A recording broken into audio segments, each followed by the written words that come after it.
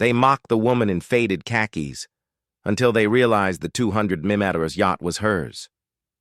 Eleanor Reed stood at the dock of Monaco's most exclusive marina, her worn canvas bag slung over her shoulder. At 58, she had the weathered look of someone who spent more time under the sun than under salon lights. Her silver-streaked hair was pulled back in a practical ponytail, and she wore simple khaki pants with a faded blue button-up shirt. Nothing about her screamed wealth or importance. The Azure Dream towered before her, a $200 million marvel of engineering and luxury. At 320 feet, it was one of the largest private vessels in the harbor. Eleanor checked her watch and approached the gangway where a uniformed crew member stood at attention. "Excuse me," she said. "I'm here for the charity gala." The young crew member, Victor, looked her up and down with barely concealed disdain. "Staff entrance is at the service dock," he said dismissively, not bothering to check the guest list. Eleanor nodded patiently. "I understand, but I'm actually a guest. Eleanor Reed." Victor reluctantly checked his tablet, surprise flickering across his face when he found her name. "My apologies, Ms. Reed. Please, come aboard." The yacht's grand ballroom sparkled with crystal chandeliers and the jewelry of the ultra-wealthy. Business moguls, celebrities, and aristocrats mingled over champagne, all dressed in couture designs that cost more than what most people earned in months. Eleanor took a glass of water from a passing server and stood by the window, observing the crowd.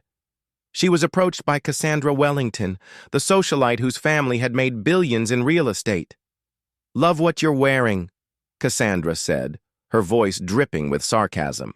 "So refreshing to see someone embrace the natural. Look at these events." Eleanor smiled genuinely. "Thank you. I've never been one for extravagance." "Clearly," Cassandra replied with a laugh, gesturing to her own designer gown. "Are you here with the catering company, or perhaps one of the charities benefiting tonight?" "Neither," Eleanor said simply. "I was invited by Thomas Harrington." Cassandra's eyes widened slightly. Thomas Harrington was the billionaire financier hosting the event. "How interesting. And what exactly do you do, Eleanor?" "I solve problems," she answered with a slight smile. As the evening progressed, Eleanor became the subject of hushed conversations and pointed glances. A group of wealthy investors had gathered near the bar, occasionally looking her way. "That woman in the plain clothes," whispered Alexander Morgan, CEO of a tech conglomerate. "Who invited her? She looks like she wandered in from the dock." James Patterson, a hedge fund manager, chuckled. "Probably some environmental activist Harrington felt obligated to include. You know how these charity events work. Throw a bone to the common folk." "Well, she's certainly making a statement with that outfit," said Sophia Chen, a fashion mogul, "though not one I'd recommend." Eleanor overheard their comments, but continued to sip her water unfazed. She had attended hundreds of events like this throughout her career and had grown accustomed to the superficial judgments. When dinner was announced, she found herself seated at a table with the very people who had been mocking her. The tension was palpable as they exchanged uncomfortable glances. Halfway through the main course, the yacht's captain approached Thomas Harrington and whispered urgently in his ear. Harrington's face paled as he excused himself from the table. 10 minutes later, the yacht's engines suddenly went silent. The lights flickered momentarily before the backup generators kicked in. Murmurs of concern spread throughout the ballroom. Harrington returned, visibly distressed. "Ladies and gentlemen," he announced, "we're experiencing some technical difficulties with the main engines. The crew is working on it, but we may be delayed in returning to port. Please continue to enjoy the evening." Eleanor quietly stood up and approached Harrington. "Perhaps I can help," she said softly. Alexander Morgan, who had been watching, laughed loudly enough for others to hear. "What are you going to do? Wave a magic wand?" Eleanor smiled politely. "Something like that." To everyone's surprise, Harrington led Eleanor toward the restricted area of the yacht. They disappeared for nearly 40 minutes while the gala continued, in subdued fashion. When they returned, Eleanor was deep in conversation with the ship's chief engineer, discussing technical specifications with the ease of someone who had spent a lifetime around marine mechanics. "Ladies and gentlemen," Harrington called for attention, "I'd like to introduce someone properly. This is Eleanor Reed, founder and CEO of Reed Maritime Solutions." A hush fell over the room. "For those unfamiliar with the name," he continued, "Reed Maritime designs and builds some of the most advanced yacht systems in the world. In fact, the Azure Dream was built by her company." Cassandra Wellington choked slightly on her champagne. "Not only that," Harrington added, "but Ms. Reed's company owns the largest fleet of luxury charter vessels in the world, including the one we're standing on." The room erupted in shocked whispers. The same people who had been mocking her outfit were now frantically searching her name on their phones, faces growing increasingly pale. "Ms. Reed has identified the issue with our engines," Harrington explained. "Apparently there was a small calibration error in the new propulsion system her company recently installed. She's been kind enough to fix it personally." Eleanor stepped forward. "The yacht will be operational in about 20 minutes. I've also taken the liberty of having my team prepare an escort vessel to arrive shortly, should anyone wish to return to shore immediately." As if on cue, the yacht's communication system announced the arrival of another vessel, the Sapphire Wind, an even larger and more luxurious yacht than the one they were on. Alexander Morgan stared incredulously through the window. That's your yacht?" "One of them," Eleanor said simply. "It was nearby conducting sea trials." As the gala continued and the engines hummed back to life, Eleanor found herself surrounded by the same people who had dismissed her earlier. They were now desperate to exchange business cards and discuss potential partnerships. "I'm curious," Cassandra finally asked, her voice softer than before. "If you can afford clothes worth more than my Ferrari, why do you dress so simply?" Eleanor looked out at the dark waters of the Mediterranean. "I grew up on fishing boats. My father taught me that a person's value isn't in what they wear or how they look. It's in what they know and what they can create." She gestured to the yacht around them. "I designed my first boat engine at 19, built my first yacht at 27. Now my company employs over 4,000 people in shipyards across 3 continents. James Patterson, who had been listening intently, spoke up. "Why didn't you say something when we were, well, being judgmental?" Eleanor smiled. "Would it have mattered? The clothes would have been the same. The knowledge would have been the same. Only your perception would have changed." The midnight Mediterranean air carried a crisp saltiness as Eleanor Reed stood at the connecting gangway between the Azure Dream and her own vessel, the Sapphire Wind. The night had evolved from humiliation to vindication, though Eleanor had never sought the latter. The distant sounds of Monaco's nightlife mingled with the gentle lapping of waves against the hulls of both yachts. Eleanor paused briefly, taking in the scene, her weathered hands resting lightly on the railing. Unlike the guests who had mocked her, she understood every inch of these magnificent vessels, from the complex engine systems below deck to the handcrafted teak railings her calloused fingers now touched. Thomas Harrington, resplendent in his tailored tuxedo that had probably cost more than what most people made in a month, accompanied Eleanor to the gangway. His demeanor had shifted dramatically since the revelation of her identity. No longer was he the condescending host who had relegated her to a table of disinterested financiers. Now, he walked beside her with the deference one shows to someone whose net worth exceeds their own several times over. The irony wasn't lost on Eleanor. Nothing about her had changed, not her knowledge, not her experience, and certainly not her simple attire. Yet everything about how she was perceived had transformed completely. "You could have embarrassed them, you know," Harrington said quietly, his voice carrying a hint of admiration mixed with curiosity. You had every right to put them in their place after how they treated you.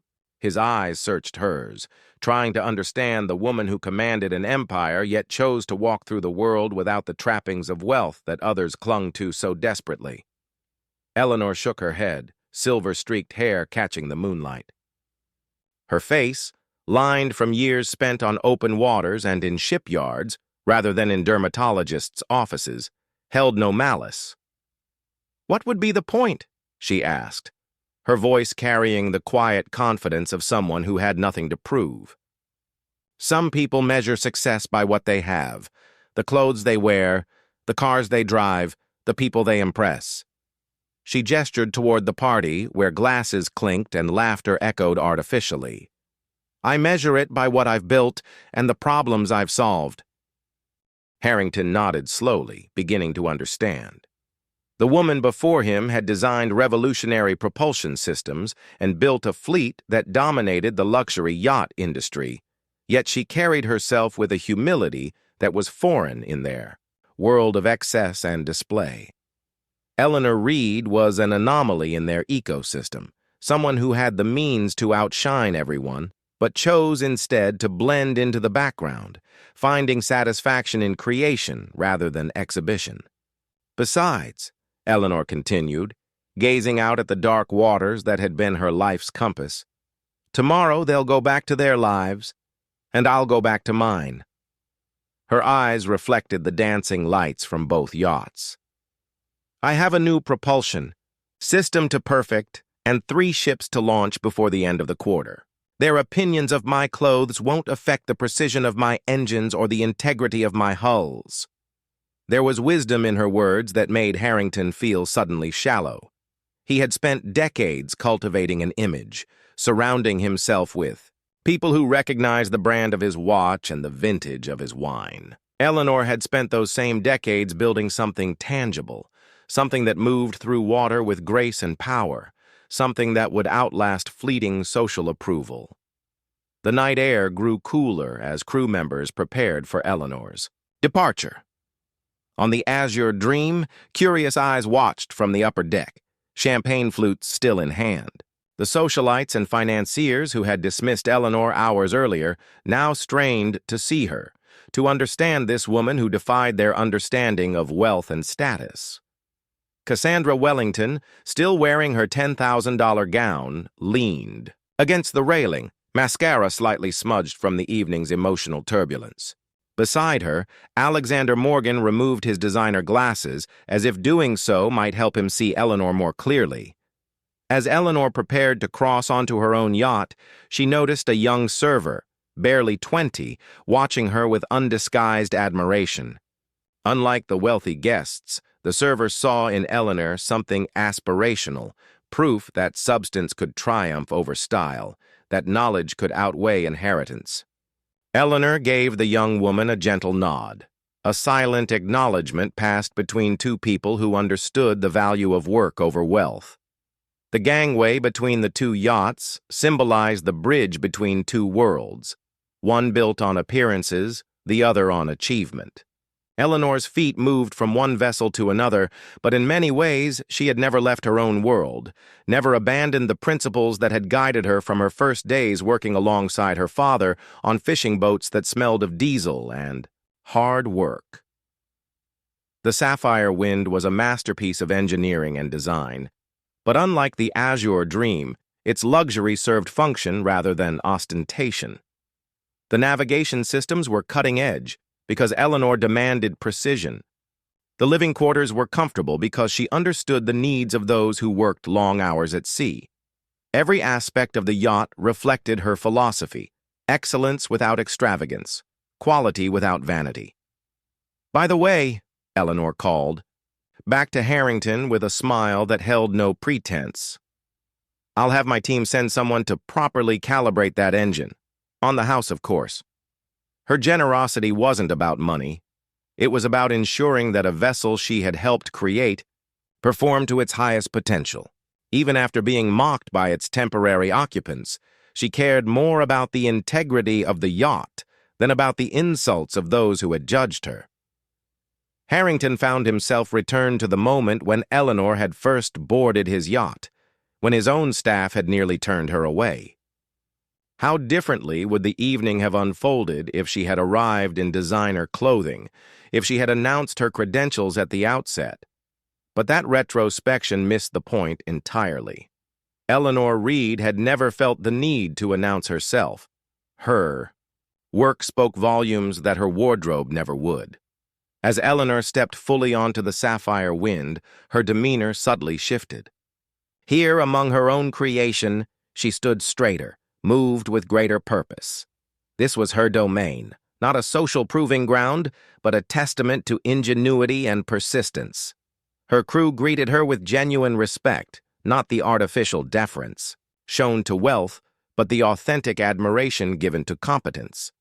These men and women had seen Eleanor in engine rooms, had watched her solve problems that baffled others, had benefited from her leadership that valued expertise over hierarchy. The captain of the Sapphire Wind approached, offering a brief report on the sea trials they had been conducting. Eleanor listened intently, asking detailed questions that demonstrated her intimate knowledge of the vessel's systems. There was no pretense in their exchange, no performance for onlookers, just the practical communication of professionals who respected each other's contributions. From the deck of the Azure Dream, the watching guests could only observe this interaction, not hear it. To them, Eleanor Reed remained an enigma, a woman who had the wealth to outshine them all, yet chose a different path entirely. They couldn't hear the technical discussion about thrust vectors and fuel efficiency. They couldn't appreciate Eleanor's questions about how the new stabilizers performed in the afternoon's choppy waters. They saw only a simply dressed woman commanding attention without demanding it. As final preparations for departure were completed, Eleanor took a moment to look back at the Azure Dream. The yacht represented a significant achievement in her company's history, a vessel that had pushed the boundaries of design and technology. Despite the behavior of its current occupants, she felt pride in what her team had accomplished. The yacht would sail these waters long after tonight's party was forgotten, a testament to craftsmanship rather than social climbing.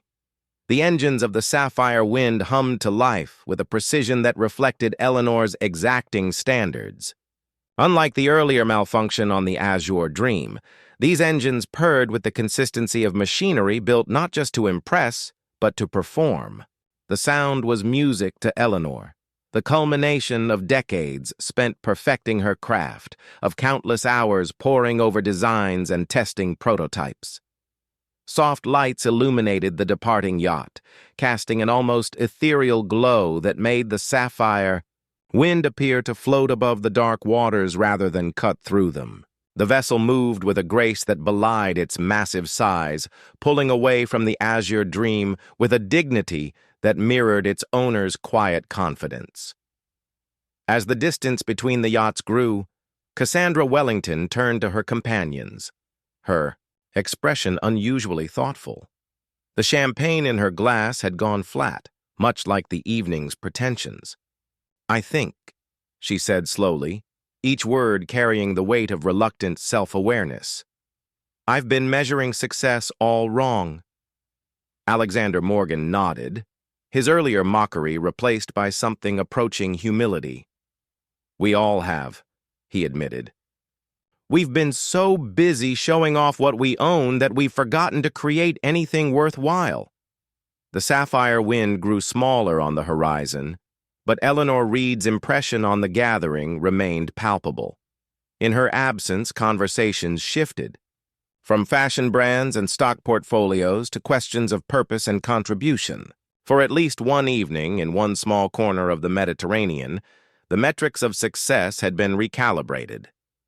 Eleanor stood at the helm of her yacht, feeling the familiar vibration of engines she had helped design.